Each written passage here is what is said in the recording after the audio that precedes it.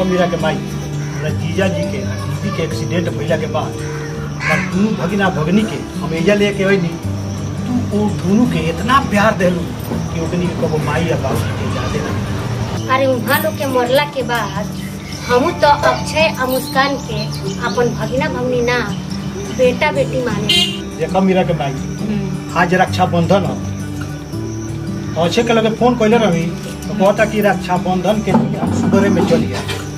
तो बताओ 2 बज गई अभी तक ले आई ना। दोनों बबनी ओकर इंतजार करत बाड़ी सन। हां कब से तैयार होके बैठल बाड़ी सन।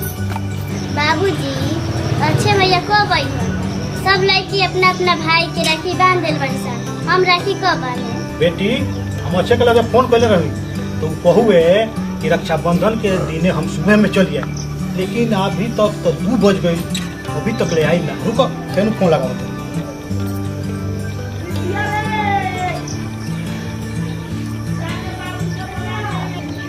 अरे तो स्विच ऑफ बता। Switch off? हाँ तो फोनवा चार्ज ना होइए से बंद हो गई। अरे बबनी टोलवा पर हमार बहन बेटवा नहीं थे जो ओकरे के बानिया। ठीक बा माई जा तनी मौसी हाँ, करे। हाँ, भैया जो- के राखी बांध दे। हां अक्षय आई तो ओकरा के बांध दी सारा रातों तक। ठीक बा हमरो चचेरी बहनी आई थी जा तनी पर से राखी बनवा के और बनी। ठीक बा जाई जल्दी आ कर। हां ठीक बा। तो चल गई। चलो तनी देखे मुस्कान में का करत है।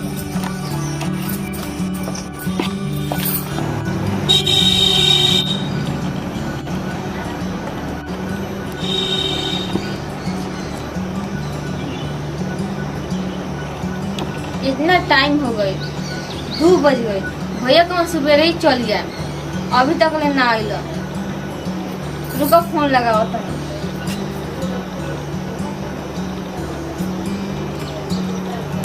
मुस्कान माँ, अरे मुस्कान माँ, अरे हम कहाँ फोन लगाओ तरी? मामी हो भैया लगे फोन लगात रही है। देखा ना उनका मोबाइल बंद बतावता। ते अपना भैया लगे लगाओ चाहे सैया लगे लगाओ, हमरा वैसे का करे के बा? हमरा के मत सुनाई है, हमरा कोनो फर्क पड़े वाला नहीं है। मामी तू इतना घटिया काहे सोचता रू? अरे ते हम रखे घटिया सोच वाली तरीस। तो बाप माई मर गई अब तनी के भाई बहन एजा आके हमर संपत्ति खाता सन। वही बार कहानियों का मौत पे रहता सन तो कितना बढ़िया रहती रे। ए मम्मी ऐसा तू काहे कहता रू? हां बाबूजी माई मर गलो तो मम्मी ने लेके आई भाई बहन के दोनों जना के। ते हमरा से जवान लगाओ तरीस। ये घर में रहे के तोरा अधिकार नहीं थे। अबे के अबे निकल जो ना ते सुतले ना काट दे हम तोरे। समझ गईली ना ते रहबे ना हमरा टेंशन होई। ना मम्मी हमें छोड़ दे हम यहीं रह। ते एजा रहबे ते एजा ना रहबे। चल निकल हमरा घर से। ते रहबे ना करबे। चल निकल निकल हमरा घर से रहबे ना करबे। चल निकल ते चल भाग। दोबारा ते हमरा घर में मत आइए ना ते काट के रख देम हम तोहरा के। समझ गईली? बढ़ता ही बढ़ अभी ले बुढ़ाऊ अइलन आवतरन तब उनका के हम तिरिया चरित्र पढ़ावत। आओ बताओ अच्छे आई ना। कहाँ अभी तक आइल बा? नहीं खे हम मीरा गोर से बांधे टोला पर तो राखी ले सीधा। हाँ वो तो कबे आ गइल। हम मुस्कान हमर भगिनी का दियो हो लेकिन कहिए मुस्कानमा के हाल हम ही जानत नहीं। जब से कमी रहुआ तबे से उना पत्ता बिया का जाने कहाँ गइल कोनो यार के लेके भाग। अरे तोरा ऐसा घटिया बात बोले में शर्म नहीं क्या हो? हम का घटिया बोलता नहीं जोन बात बताओ नहीं बोलता नहीं। घर में रहता रुआ कहता कि हम नहीं जानो। हम जानता नहीं कर हाल। क्या जानता है? जाता नहीं हम ओकरा खोजे अगर पता चल गई तोरा चलते हमार भगनी घर छोड़ के गई बिया तो आन तो तोरा के जिंदे काट के जा हला दे। समझली? जा जा। प्रणाम मामा। प्रणाम मम्मी। अब मीरा मुस्कान कहाँ बालू? बुलाओ राखी बना जा।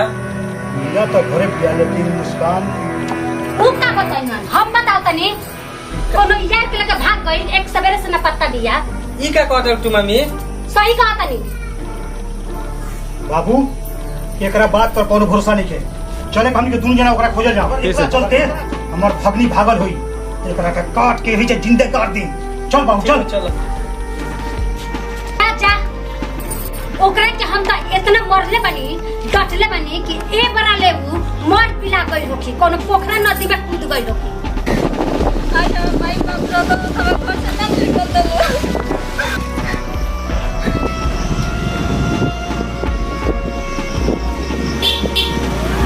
ये भैया उधर ना खेने से चिड़िया उड़ जाएगी हो।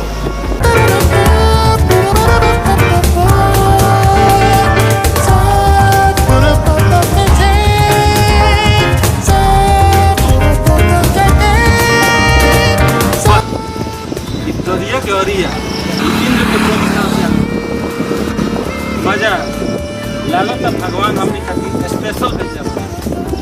चल आज चल एकरा जवानी के मजा ली। चलो भैया चल चलो चल चलो भैया। हे रानी तू काहे मरे का चाहता है? मरे के इतना जल्दी काहे बता है? ऐसन जवानी लेके मर जेबू तो ऊपर वाला के बहुत बुरा लगे, बहुत बुरा लगे। हमरा संगे चल, बहुत खुश रखे पूरा। चल थोड़ा सुहाग रात मना लिहल जाओ। एक कुत्ता हाथ छोड़ तो बहुत अनर्थ हो जाए। अनर्थ क्या हो जाए? समझाओ भैया अनर्थ क्या कर रहा? 99 गो अनर्थ कर चुकल बनी सन। ऐसौवा अनर्थ तोरा संगे हो। और ऐसे ना अनर्थ करे कि जिंदगी भर हमरा के याद रहे। तोरा मालूम पड़ जाई कि कौना मर्द से पाला पड़ल बा। ए लेके चल। चलो भाई चलो।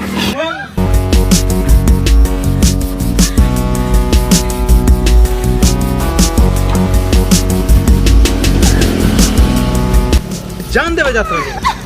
पहले जंगल में मंगल मना ले, फिर जान दी।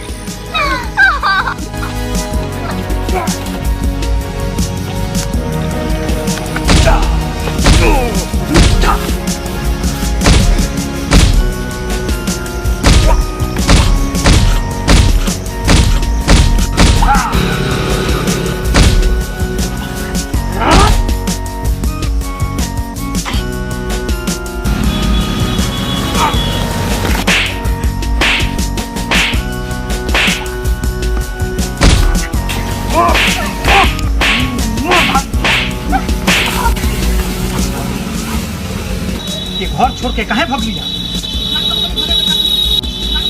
ऐसन बता। चल होकर काम बताओ। चल। कहाँ पड़ी रे? जल्दी आओ रे।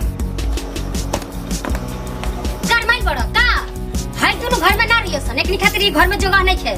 मामी तू ठीक कहता रू, हमनी के घर में रहे के कोनो अधिकार नहीं है। चलो मुस्कान। ए रुको लो। तो लोग घर से ना जीवन, बल्कि ई नागिन ये घर से जाई। ये औरत के नाम पर नागिन किया। चल घर से निकल जाइए। ना मामा छोड़ दी मामी के। मामी की तरफ से हम हाथ जोड़ के माफी मांगता है। हाँ मामा मामी के माफ कर दो। तो हम लोग के मालूम नहीं थे कि कब अपन रंग रूप बदल दी। तो हम लोग के मालूम नहीं थे। चल निकल जाइए। मामा जब मामी घर में ना रही हम तो हमनियों के घर में ना रहे सब। चले के फिर रुको लो। समझा दो कि आज के बाद कबो ऐसा काम ना करी जौना से हमनी के घर के शिकायत हो गई। हाँ जी हमरा के माफ कर दी। अब हम ऐसा गलती ना करें जौना से घर के इज्जत जाओ। हम तरह के माफ कर दे। हे बबनी जा सोन राखी लेके आओ सोन, अपना भाई के बहनो सोन। ठीक है पापा, चले हाँ, बबनी।